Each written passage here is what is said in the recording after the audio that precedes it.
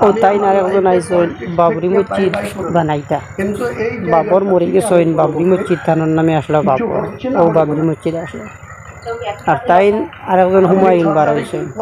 তাইন বানাইলে এখন হুমায়ুন মসজিদ হয়ে যাবে কেন বাবরি মসজিদ কি লইব আসলে মা ঠিকার নাই থানার নমাজ দেখো কইলা সন্দেহ করে নমাজ পড়িতে পারে নাই বেটা মসজিদ বানাই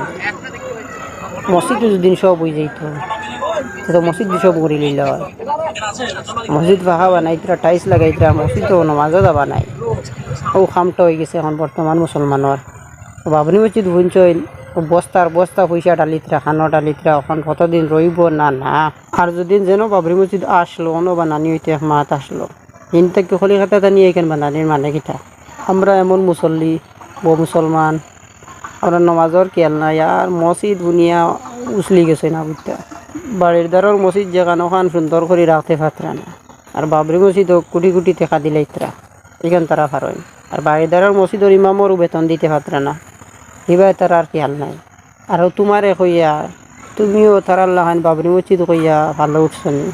আর নবীজির যুগ মসজিদ কিলা আসলো আর নমাজি কিলা আসলা আর বর্তমান যুগ মসজিদ কিলা হয়েছে আর নমাজি কিতা হয়েছে ঠিকান দেখা নাই খালি মসজিদ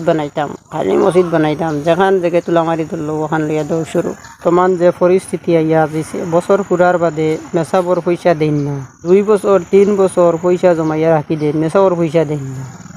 অবাজুবাই খেয়াল করো যার যারে গাঁর আর হিন্দু লড়াই যাই না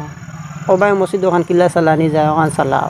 বাবরি মসজিদর চিন্তা করি না আর দেখো তারে কোন সাংবাদিকে লইয়া তারে নিউজ বতরা